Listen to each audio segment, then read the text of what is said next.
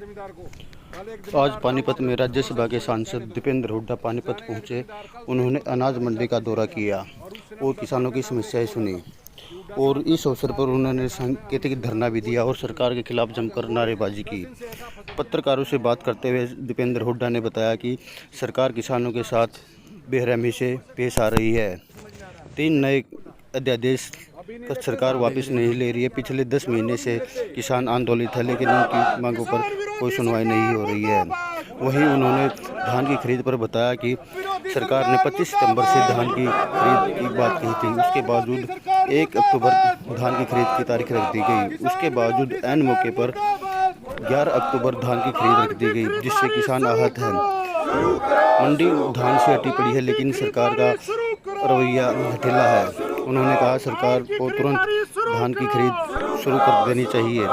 उन्होंने बताया कि भाजपा सरकार से हर वर्ग दुखी है और परेशान है। उन्होंने बताया कि पिछले 7 साल से हर वर्ग भाजपा सरकार से परेशान है। आइए सुनते हैं दीपेंद्र हुड्डा ने क्या कहा। जो उनका रास्ता था गांधी जी द्वारा, शास्त्री जी द्वारा, उन संस्कारों को आज देश याद करे, उन आदर्शों पे चलने का प्रयास करे, ऐसी हमारी शुभकामनाएं देश के साथ। आज लेकिन बड़ा दुर्भाग्य है, आज ये हम धान की ढेरी पे जो एक सांकेतिक धरना दे रहे हैं यहाँ पानीपत में मंडी में, इसके बाद घरौंडा मंडी में भी जाएंगे, करनाल मंडी में भी जाएंगे। सरकार एक के बाद एक किसान पे वार कर रही है। आर्थिक वार, शारीरिक वार। करनाल में लाठीचार्ज आपने देखा। उसी कड़ी में ये जो खरीद वाला जो मामला है, 25 सितंबर को सरकार ने स्वयं कहा खरीद होगी। किसान उस लाइन पे अपनी जहाँ जहाँ फसल आनी तैयार शुरू हो जाती है, PR परमल वैरायटी जो न्यूनतम समर्थन मूल्य MSP पे ली जानी है, और 25 से फिर डेट दी गई 1, और 1 तारीख को ऐन मौके पे डेट दे दी 11। तो क्या ये किसान के साथ, किसान के खून पसीने की मेहनत के साथ सरकार एक मजाक नहीं कर रही? एक तरफ तो जल भराव से आज किसान का इतना नुकसान हुआ प्रदेश में, वहाँ कोई स्पेशल गिरदावरी नहीं हुई। किसान को कोई मुआवजा जो हमने मांग करी थी कि भाई तुरंत स्पेशल गिरदावरी होकर मुआवजा मिले, किसान को राहत मिले, ना वो मिला। 3 कानूनों को लेके किसान आंदोलन चल रहा है, ना उन पे किसान की कोई सुनवाई। आपके सामने अत्याचार हर रोज़ किसान पे हो रहा है हरियाणा प्रदेश में। और ऊपर से ये जो धान खरीद, अब न्यूनतम समर्थन मूल्य कहाँ गया? कहीं ना कहीं बाजरे से भी, बाजरे की खरीद से भी सरकार पीछे हटती दिखी। धान की खरीद से भी किसी तरीके से टालम टोल में आगे बढ़ा के, ताकि कम से कम खरीदना पड़े।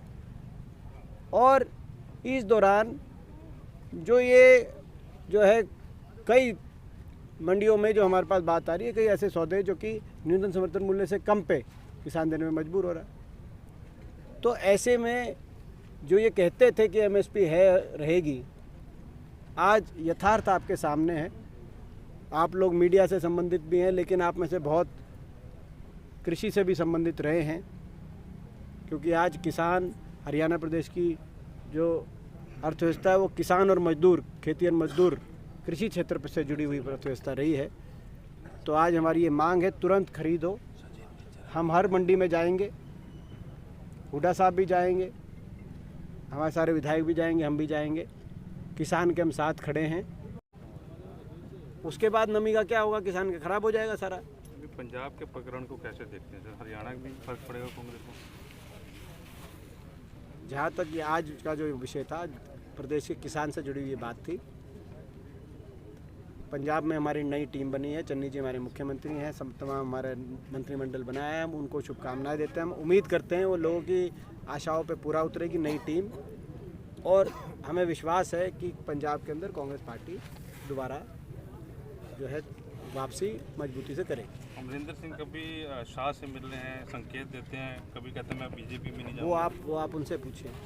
अभी वर्कर मीटिंग लोगे, आगे 10 का क्या प्रोग्राम है? जो देखिए, कहते हैं वर्कर मीटिंग तो नहीं है आज, तो केवल जो प्रमुख साथी हैं उनसे एक बार विचार विमर्श, क्योंकि 10 तारीख को विपक्ष आपके समक्ष कार्यक्रम के माध्यम से चौधरी भूपेंद्र सिंह हुड्डा जी और हरियाणा के तमाम विधायक, क्योंकि ये विधायक दल की बैठक में हुआ था, और लोगों के बीच में जाके अपने सारे कार्यकर्ताओं से और लोगों से, क्योंकि आज जनता त्रस्त है इस सरकार से। 7.5 साल की केंद्र सरकार और 7 साल से ज़्यादा की प्रदेश सरकार कार्यकाल ने हरियाणा को पटरी से उतारने का काम। हरियाणा की अर्थव्यवस्था पटरी से उतरी, कानून व्यवस्था पटरी से उतरी, किसान आज आंदोलित है, कर्मचारी आंदोलित है, छोटा व्यापारी आज अर्थव्यवस्था की चौपट मंदी की वजह से छोटा व्यापारी त्रस्त है, गरीब आदमी आज महंगाई और बेरोजगारी से त्रस्त है। ऐसे में विपक्ष की एक भूमिका है कि विपक्ष सरकार लोगों की आवाज़ उठाए, और विपक्ष मजबूती से आवाज़ भी उठाए और इनको वायदे भी, भूले हुए वायदे भी याद दिलाए और त्रस्त जनता के सही मुद्दे उठाए। हम लोग लगातार उठा भी रहे हैं, लेकिन एक कार्यक्रम के तहत उसमें हुड्डा साहब भी जाएंगे हर ज़िले के अंदर। मैं प्रदेश के एकमात्र विपक्ष के सांसद के रूप में मेरी भी जिम्मेदारी है कि संसद के अंदर विपक्ष की आवाज़, लोगों की आवाज़ पहुँचे, क्योंकि 15 सांसदों में से प्रदेश में 14 भाजपा के, तो कम से कम प्रदेश की लोगों की आवाज़, ऐसे मुद्दे जो सरकार के खिलाफ हों लोगों के, वो उठने चाहिए। तो इन बातों को लेकर विपक्ष आपके समक्ष कार्यक्रम की शुरुआत करनाल, जहां मुख्यमंत्री जी का गृह क्षेत्र है, वहां से शुरुआत होगी 10 तारीख को। मगर 10 तारीख से पहले, क्योंकि एक ऐसा मुद्दा है खरीद का, हम एक मंडी में जाने का काम करेंगे 10 से पहले, और जो है मैं समझता हूँ 10 को एक जो है सारे अपने कार्यकर्ता और लोगों से एक सुबह से शाम तक मिलने का कार्यक्रम रहेगा। एलनाबाद के चुनाव के बारे में कुछ कहेंगे? एलनाबाद चुनाव के में मुझे विश्वास है कांग्रेस पार्टी का जीतेगी एलनाबाद चुनाव, और अभी हमारी प्रक्रिया शुरू हुई है।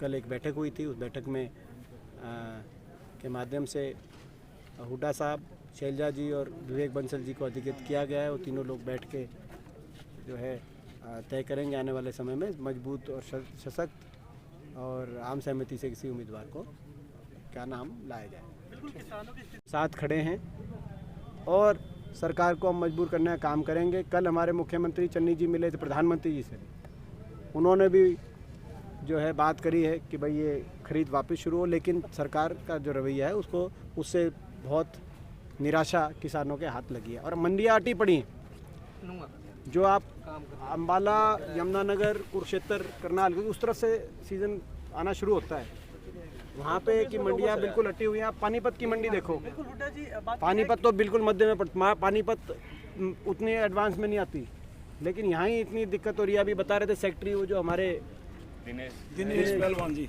पहलवान में आपने बताया आपके सामने, तो यहाँ ये स्थिति है।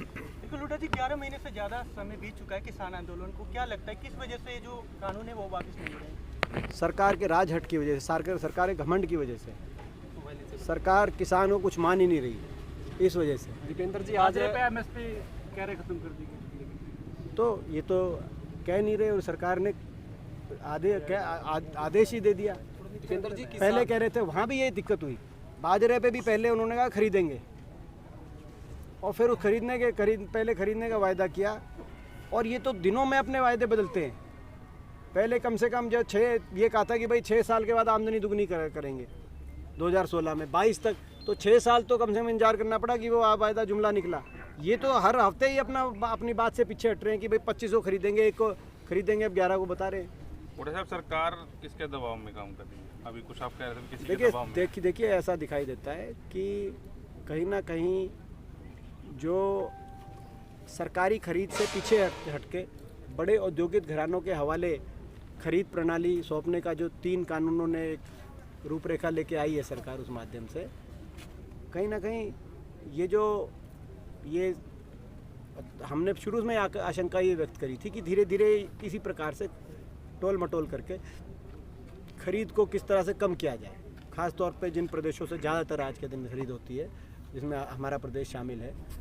तो आज ये वो इसी बात का एक संकेत आपको देखने को मिला। नहीं तो 11 तक क्या कारण है, जब किसान लेके आ रहा है, आपको खरीदी करनी है। आपने आपने चिट्ठी देखी होगी, उस चिट्ठी में लिखा बारिश की वजह से, तो बारिश की वजह से किसान नहीं ले पा रहा, कह रहा किसान की सहूलियत के लिए। जब किसान लेके आया हुआ है, आप किसान की सहूलियत के नाम पे किसान को चोट मारने का काम करेंगे। किसान क्या, किसान जब लेके आ गया मंडी में तो वो कहाँ जाए, और बीच में बारिश होगी तो क्या होगा, या तो अन्य पन्ने दामों में पहले सौदे होंगे, और नहीं तो अगर बारिश होगी आप खुद बताएं उसके बाद नमी का क्या होगा।